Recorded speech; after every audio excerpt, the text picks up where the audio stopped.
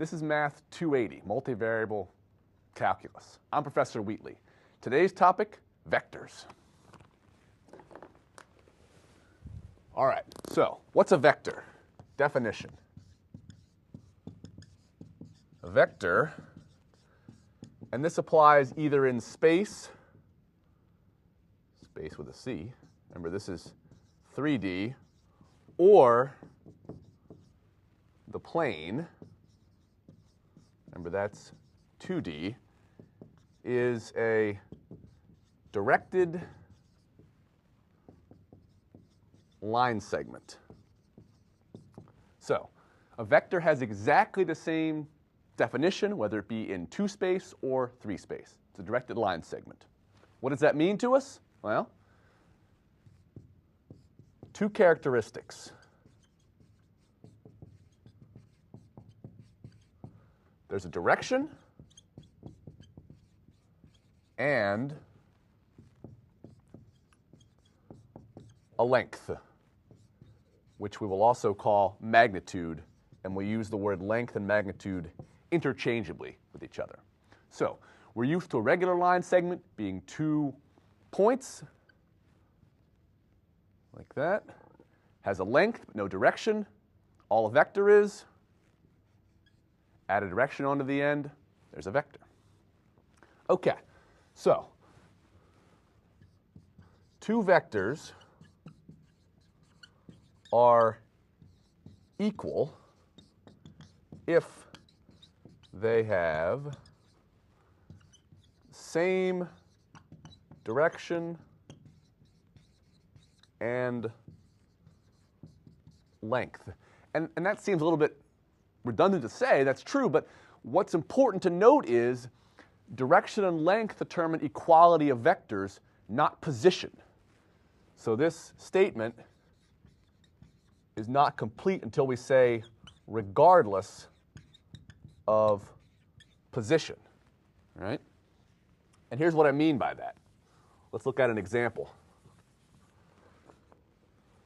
So we'll work in 2 space just because it's slightly easier to show what's going on than in 3 space. So there's the xy plane. There's a vector from point A to point B. There's another vector from point C to point D. And notice, too, these are not lines. The arrow on the end is a terminal point. In other words, when we usually draw a line, we may draw an arrow on the end to indicate that the line goes on forever in both directions. That's not what the arrow means here.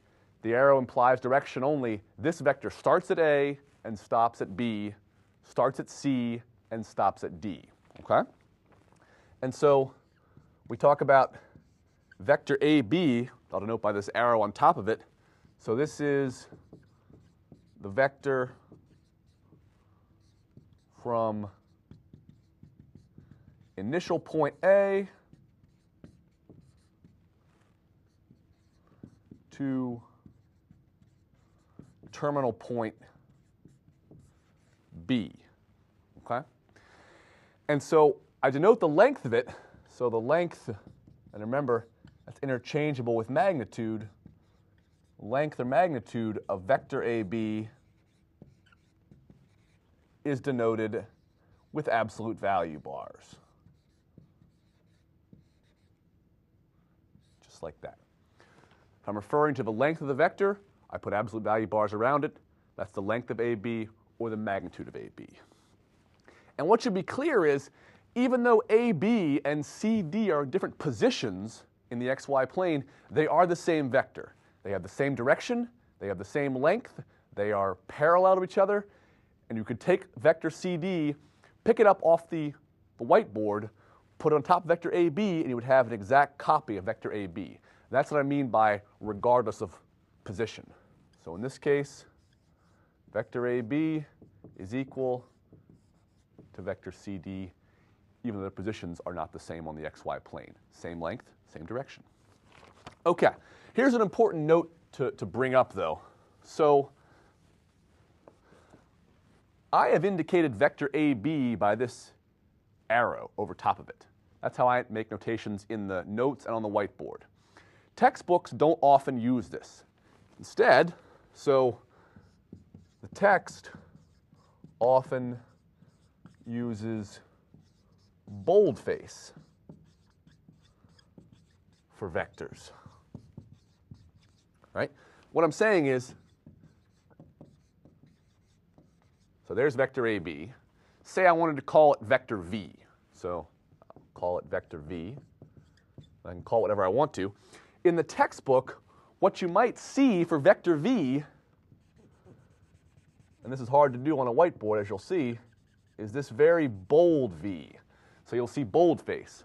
So when you see boldface in most texts, referring to a vector.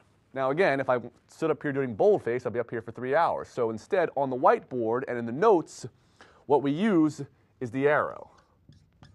So arrow is used in notes. Right? So vector AB, we'll call it vector V. And then rather than doing the boldface, I'll just take V and put an arrow over it. So this is the standard notation I will use on the whiteboard and in the notes. Okay? All right.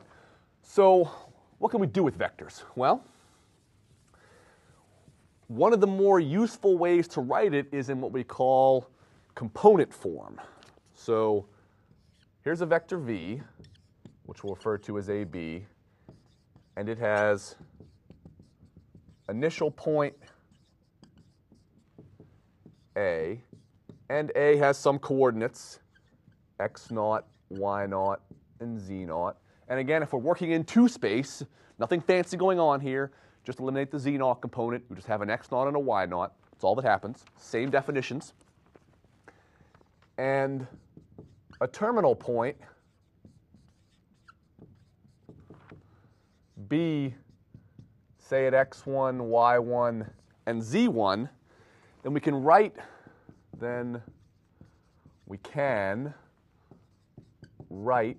V in what we call component form.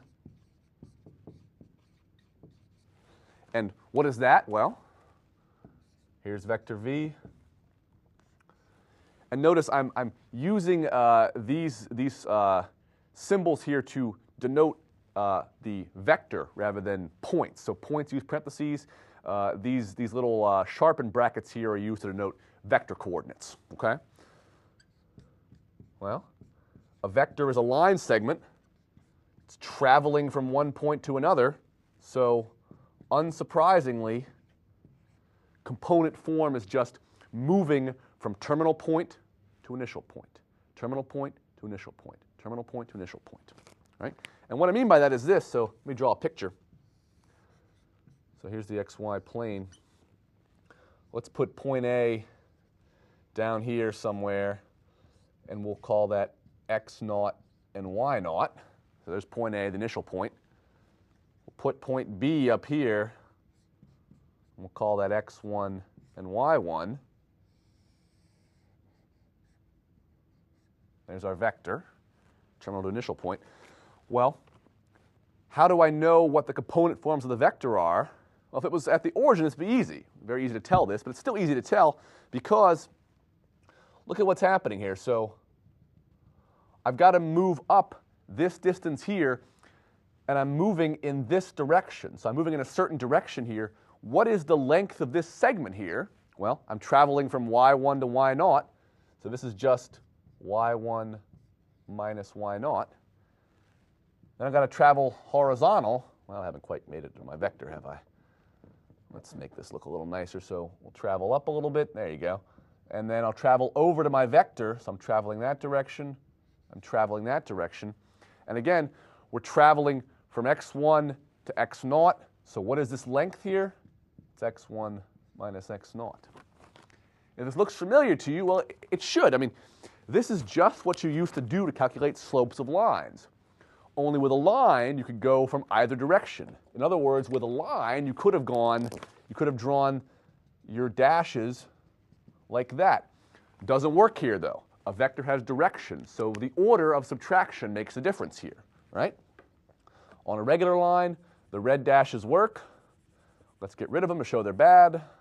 Don't want them anymore. Instead, the direction matters here. The order of subtraction matters here. Okay? Okay.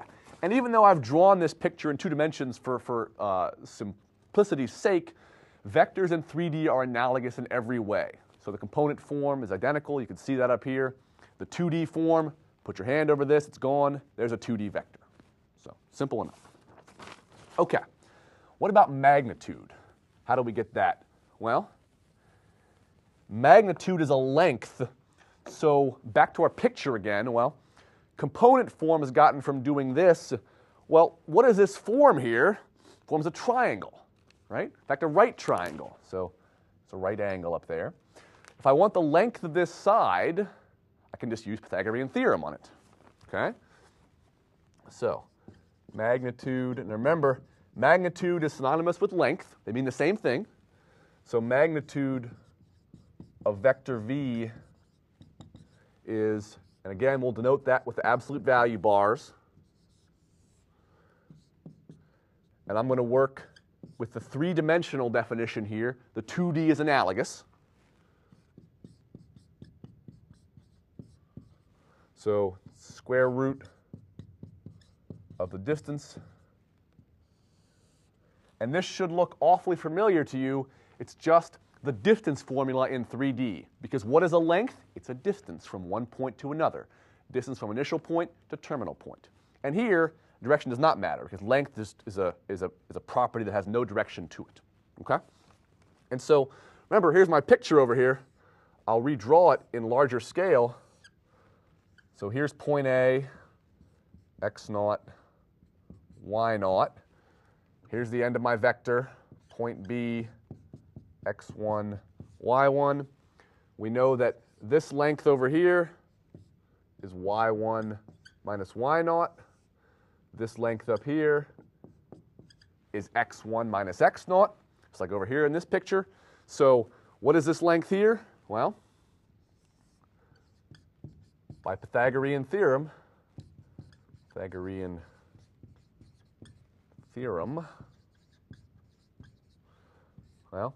theorem says the length of vector v, this is this length here, is the length of AB squared, so I'm squaring both, and it's equal to x1 minus x naught squared plus y1 minus y naught squared.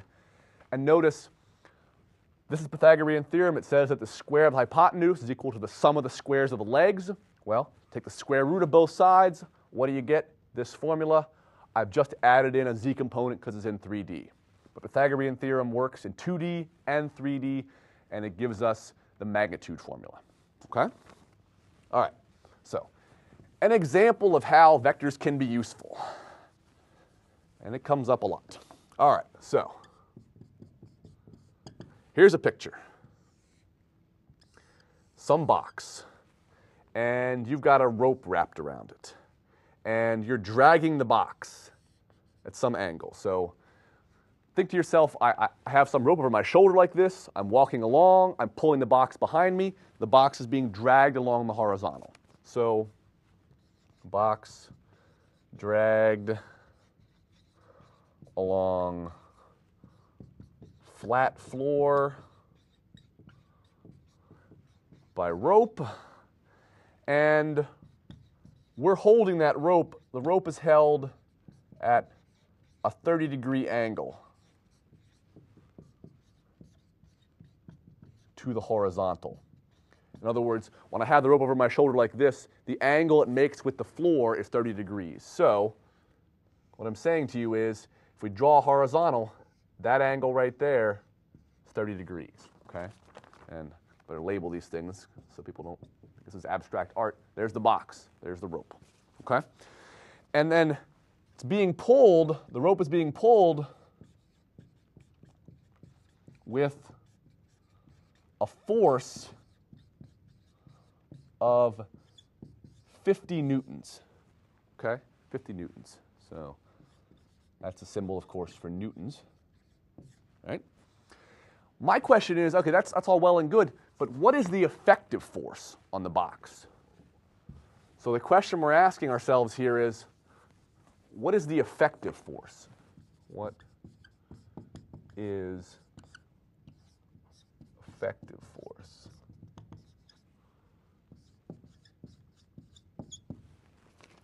Well, think about it like this. The box is being pulled in the horizontal direction. It's being dragged along the floor. It's being pulled in the x direction. But I'm not doing the pulling in that direction. I'm pulling it in a direction like this, right? So I don't care how hard I'm pulling. The box is moving in a certain direction, and that's the effective force. So what I'm saying is box is being pulled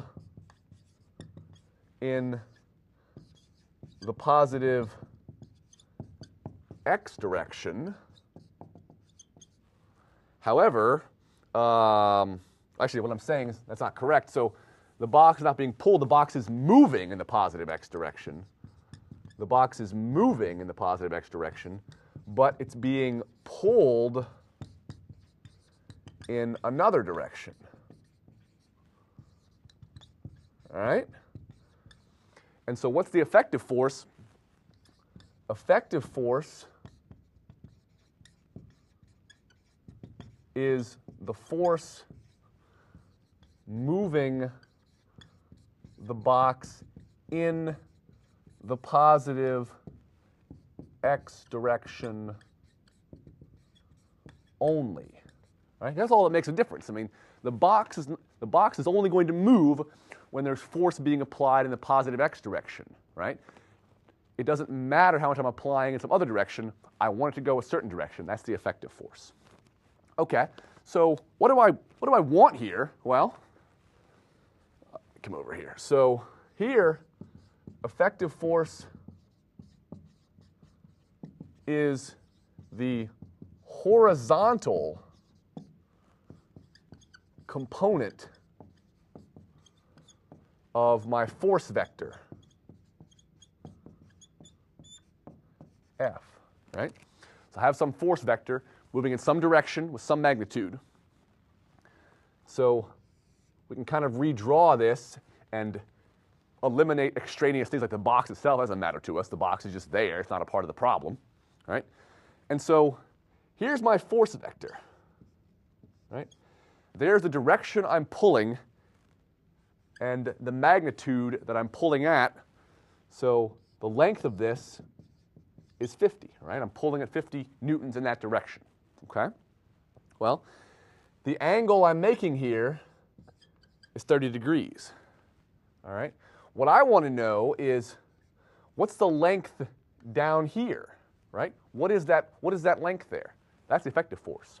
So my force vector is equal to some components, A and B. If we want to put in B over here, here's B. That's not really important to our problem because we only care about the x direction, but it's there.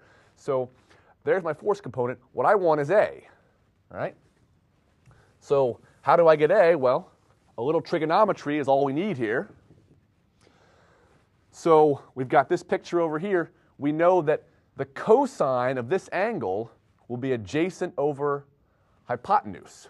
So the cosine 30 degrees will give me the adjacent, which is the vector I want, A, or the component I want, A, over the hypotenuse, which has length 50, right? Okay? And so cosine 30 degrees, well, it's root 3 over 2 equals A over 50. Solve for A. What is A? 25 root 3, which is about 43.3 newtons effective force. And why is this important to us? Well, think about it like this. You're pulling the box, you're expending 50 newtons of energy, but you're only successfully moving the box with 43.3 of those. So the idea here is, you want to move something, you want to be as efficient as you possibly can, so you want to get as much force out of this as you can. So here, there is some wasted force because you're pulling in a direction that you're not wanting the box to move. Okay, so vector algebra is the next thing I want to talk about. All right. The nice thing about vectors are they behave an awful lot like real numbers do as far as algebra goes. So vector algebra. And that's great because it saves us a lot of trouble learning a whole new system of things. All right. So vector addition is the first thing. And algebraically, I mean, this couldn't be easier. So you have two vectors. We'll call the first one u, and that'll have coordinates or components x1, y1, z1. Again, remember, I use the sharpened brackets here to indicate vector components. I'll work in 3 space. 2 space is always analogous. And you have some vector v, and it has components x2, y2, and z2. And so unsurprisingly to us, if we add these two together, add u and v together, well, the components add just like we hoped they would. All right? So algebraically, adding vectors is very simple. Okay?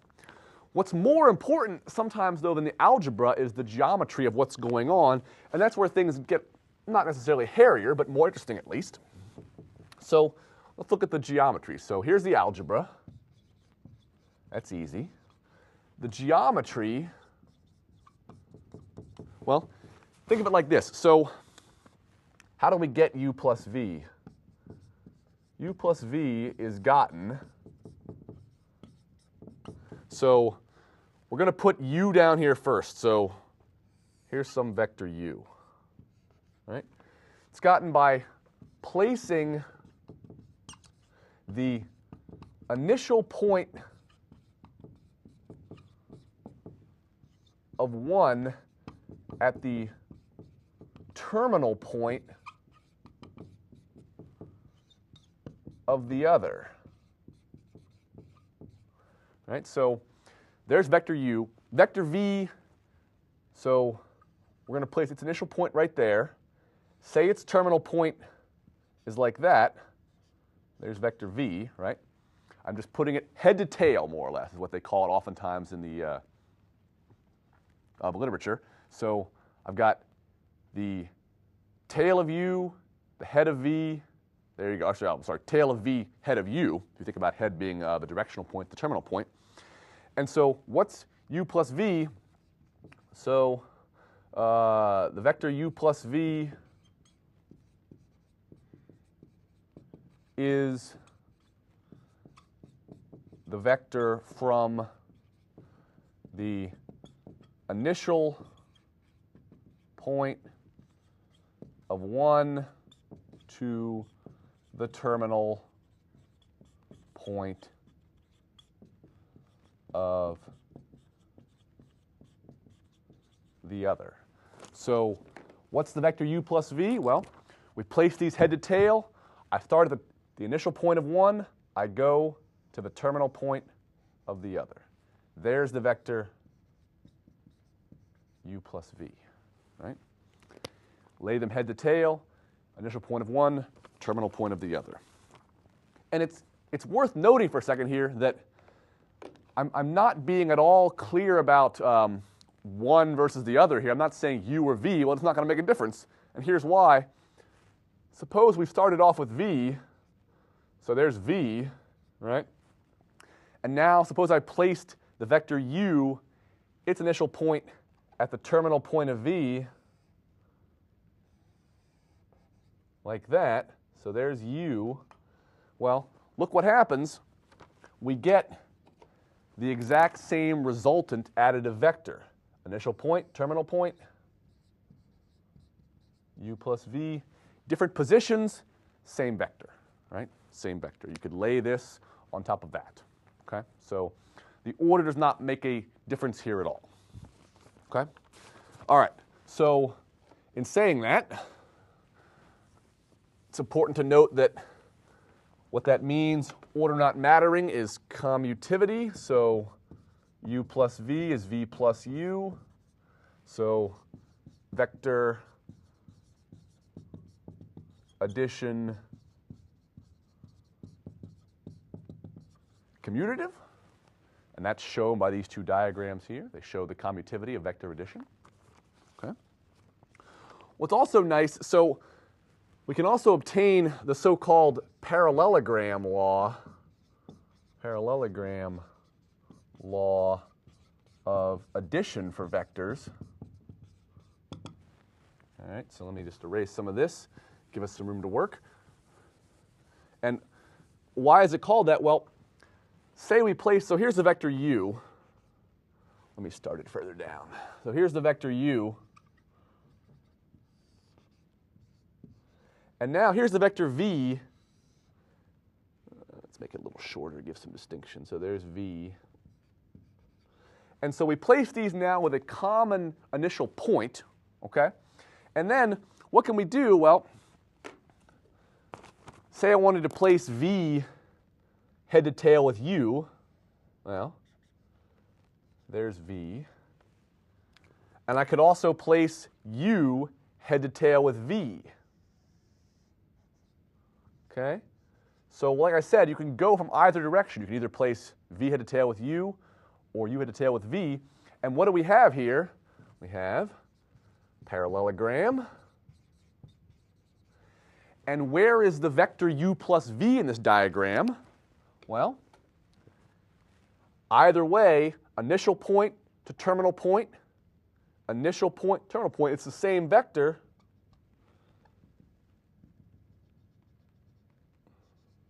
There's, let's see if we can't get this slanted here. There's u plus v.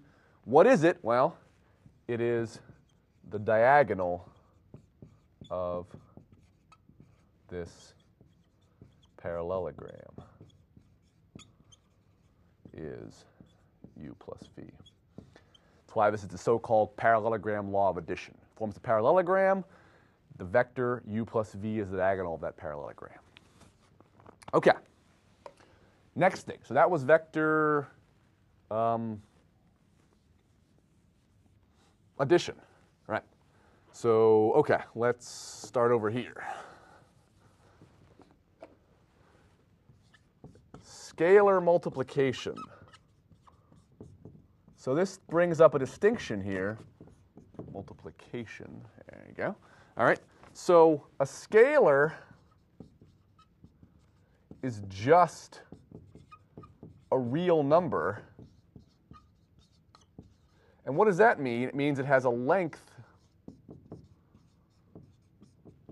but no direction, right?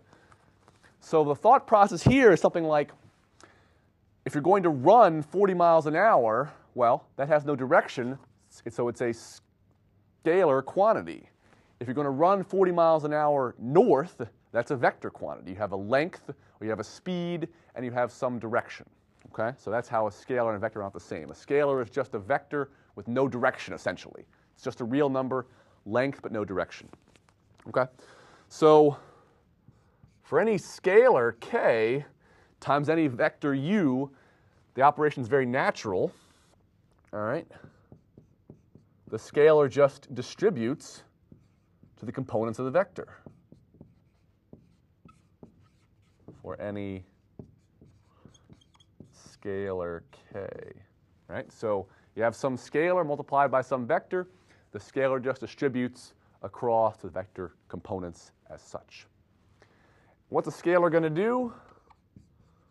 Scalars will increase or decrease a vector's length, right? And if they happen to be negative, so we can multiply by any number we want to, any scalar, if k is less than 0, the direction of vector u is reversed. Okay? So let me draw a picture and see what's going on. Let's use red. So there's a vector v. Okay? I could scale this by any factor I want to, any real number. So suppose I did, say, 1.5v. Well, it's 1.5 times as long as v, but in the exact same direction. okay? Or 2v, twice as long as v, same direction. Or I could even do something like negative 2v, and here it's the same length as 2v, but the opposite direction of the original v, okay? All right, one point here that's a little bit abstract, but it's important to note. So 0 times any vector, so this is the scalar 0 times a vector v, gives you the 0 vector. So this is the 0 vector. And you may say to yourself, well, why do we need a 0 vector? I mean, the 0 vector is just the vector with all components zeros. 0, 0, it's any dimension you want it to be. What has to be noted is that when we add two vectors together, there is no definition for adding a vector and a scalar together. So I couldn't add the vector 2, 3 to 3. I can't do it. And so the same way, if I want to have a vector, so say I have a vector v, say it's 2, 3, 1, and I want to add nothing to it, I can't just add a 0. It doesn't make sense. It's not defined. I have to add the 0 vector and get back the same vector again. So the 0 vector is, I mean, it's essentially the same as our number 0, but it's in vector form. So this is still a vector, still a vector. It is the only vector with no length or direction, right? Yeah, that's kind of a silly point to make, but it's a valid one. So the 0 vector is out there. Okay. Vector subtraction is next. Vector subtraction. Okay. So again, algebraically, this is very simple. There's nothing going on here that we don't expect to be going on. Geometrically, it's a little more interesting. So let's look at algebra first. So here's u minus v. U minus v. Well, algebraically, it's just the component subtractions. So algebraically, just like when you add two vectors, you add the components. Here, you subtract them. Okay? However, so that's algebra. The geometry is more interesting. Geometry. So let me get rid of this to get some room. Two ways to view this geometrically. Here's the first way. So we could view it as, well, the vector u minus v, when I add it to the vector v, I get back the vector u.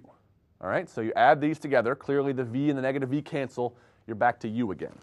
What does this mean geometrically? Well, we'll start, let's see, how do I have these drawn? So there's vector v, and there's vector u, okay? What is this here? Well, think about it like this. So the vector u minus v, when added to vector v, must give us u. So here's vector v. If I want to add the vector u minus v to it, I want to go head to tail. So I'm going to start the vector u minus v up here, and then these two added together must produce u. In other words, going from head to tail and head to tail, I need to be able to go from initial point of v to terminal point of u minus v and get u. In other words, that vector must be right there. And notice what's going on here. Take a look at this. There is the initial point of v, terminal point of v. Initial point of u minus v is starting here and terminating down here. And then going from initial of v to terminal of u minus v does give us u. So there's the vector u minus v as the filled in piece of this triangle here. That's one view of it. Okay? If you don't like that view, there's another one.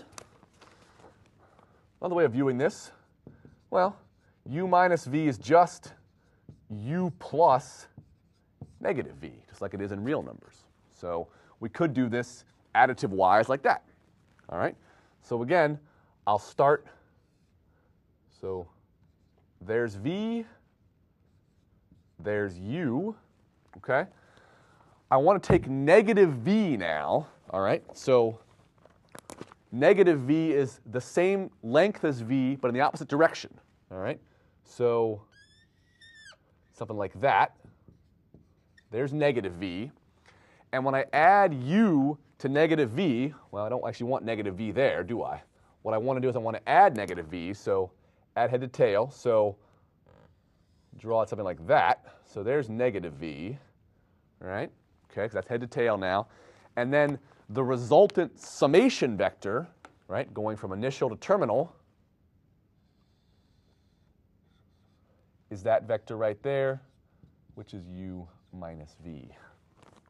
And notice these are the same vector, different positions, same length, same direction. Either one of these definitions will work. Depending on what you're doing, one may be more convenient than the other. Okay, but they both do work. All right, let's look at an example numerically and see what's going on. So let me come over here. So let's get some real numbers into this and look at some algebra and just give our minds a workout for a minute. So let's let u be the vector from the initial point 3, 1, 2 to the terminal point negative 1, 2, 0. And we'll let v be the vector. I'll just give it to you. We'll call it 1, 1, 2. Okay? I want you to find the following things. So first thing, let's get u plus 2v. U's and b's look a lot alike here. All right, there's u. Okay, u plus 2v. All right, well, first thing to get is we got to get u. We're not giving u in component form. This is no good to us as it is. We need component form to do algebra. Okay, so what's u? Well, how do I go from initial point to terminal point? Well, subtract. Remember, it's x1 minus x naught, y1 minus y naught, z1 minus z naught. Okay? 0 minus 2. And that gives us negative 4, 1, and negative 2. Is that what I got? Yes. All right, good. So there's u. Okay? Well, 2v is easy. It's just 2 times all the components of v. So that's just 2, 2, 4. All right? Scalar distributes out. And then u plus 2v, add the components in any order you want. Negative 4 plus 2, 1 plus 2, negative 2 plus 4. And you should get negative 2, 3, and positive 2. And that's what I got to. Good. All right. So there's u plus 2v. Okay? All right. Let's look at another thing here. So that was the first thing I want you to find. Second, let's find the magnitude or the length of the vector u minus v. Okay, let's find the length of the vector u minus v. First things first, got to find u minus v to find its length. Well, u minus v algebraically is very easy, right? U is negative 4 minus 2, 1 minus 2, and negative 2, oops, wait, hold on. I'm not doing v, I'm doing 2v, excuse me. So negative 4 minus 1, 1 minus 1, and where's u? Negative 2 minus 2. Is that right? Is that what I got? Yes, yes, it is. Good. All right. So that gives you negative 5, 0, and negative 4 as your vector u minus v. Okay, there's the vector. How do I get the length? Plug it into the distance formula. All right? So negative 5 squared, 0 squared, negative 4 squared. Churn all that out. You get square root of 41, 25 plus 16. So there's the length. Okay? All right. So pretty easy with the algebra. All right. Another important definition, and this one is pretty intuitive almost, but let's go over it anyway. So a unit vector well, is a vector of length 1. That's not really a surprise, I would think. And so in particular, what we want to do is we want to develop a series of what we call standard unit vectors for our 3D system that allow us to express any vector in terms of these standard unit vectors. Here's what I mean by that. So any unit vector has length 1. That's great. There are 3 particular vectors we care about, 2 in 2D, 3 in 3D, that we call the standard unit vectors in space. I'm going to do the 3D example here. And they're the following. So we call them I, which is just the vector 1, 0, 0. J is the vector 0, 1, 0.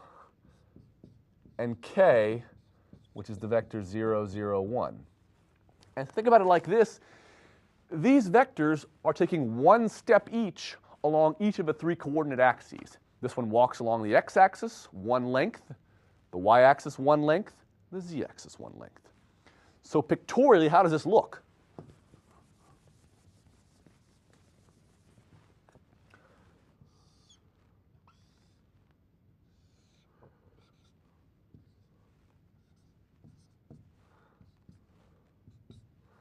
There's our coordinate axis, all right?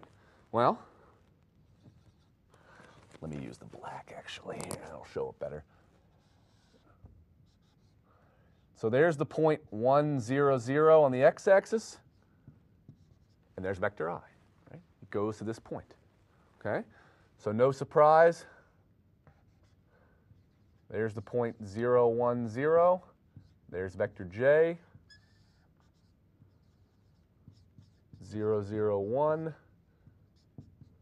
there's vector K. Those are the standard unit vectors in 3 space. If we were in 2 space, we just have an I and a J, no K. Well, why is this helpful to us? Good question. Any vector V, which has components V1, V2, and V3, can be written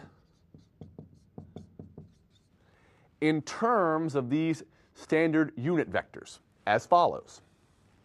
Well, we could write them as some scalar multiple V1 times 1, 0, 0 plus some scalar multiple V2 times 0, 1, 0 plus, boot this off of here, some scalar multiple V3 times 0, 0, 1. Right? And so rather than writing this out over and over and over again, which is tedious, we use the condensation, V1 times I plus V2 times J plus V3 times K. Okay? So what I'm saying is, so EG down here, say vector V is 5, negative 1, 7. Well, I could write it like this. That's perfectly fine. Or I could write it 5I minus 1, or minus J plus 7K. And those are analogous forms of the same vector. Different representations, but they mean the exact same thing. This tells us we travel 5 units in the x direction, 1 unit in the negative y direction, 7 units in the z direction. Okay? And we call these, so we say V1 is the ith component of V. Right? And so they also have a V2 is the jth component, V3 is the kth component, etc. Okay? All right. Definition. So sometimes it's useful to us. We don't so much care about a vector's length, only about its direction. So it may be useful to have a representation that just tells us that information. So definition, the vector V divided by the length of V is called the direction of V. And what it really is, this is kind of a shortening of what it really is. What it is a unit vector, length 1, in the direction of some vector v. Right? In other words, like I said, sometimes we don't care about the length, we only care about the direction. Well, this always has length 1, but it tells us in what direction something is traveling. Okay? So, look at an example here a minute, and we'll see why this would be useful even. All right, so you have a thrown ball. So a thrown ball, and it has some velocity vector. In other words, we know not only its speed, but also its direction. And we'll work in 2 space here, just for simplicity's sake. 29i plus 29j, right? So this thing, if you can imagine it in your mind, is going to be a line with slope 1, has the same x and y coordinates. All right? What I want here, I want to express this vector as a product of its speed and direction. Because right now, I mean, this is not that useful to us. I mean, imagine, if you have a baseball announcer who is talking about a ball being hit, for example, this tells us very little about what's going on. Instead, we want to know what direction the ball is carrying in and how fast the ball is traveling. And so we can do that by expressing this vector in terms of speed and direction. Okay? So, remember that speed is just slang, essentially, for magnitude of velocity. So if I want speed, I want the vector v's magnitude. Okay? So there's vector v. It has magnitude 29 squared plus 29 squared, right? And that gives us approximately 41. And again, we don't have any units here. We don't know what the units are, but maybe miles per hour, kilometers per hour, or something like that. All right? Let's see here. So the direction of v, well, we know that. We just had a formula for it over here. So there's direction of v right there. So I want to plug into that, and well, I've got 29i plus 29j being divided by 41, and the approximation is fine. You don't need to worry about getting all the decimal places. And so, well, this is just like multiplying by a constant 1 over 41, right? That's all this is here. So this ends up being 29 over 41i plus 29 over 41j, right? And so there is your direction. It's your direction of v. And so if I want to express v in terms of this product, so there's speed. So this is the scalar speed. And in here,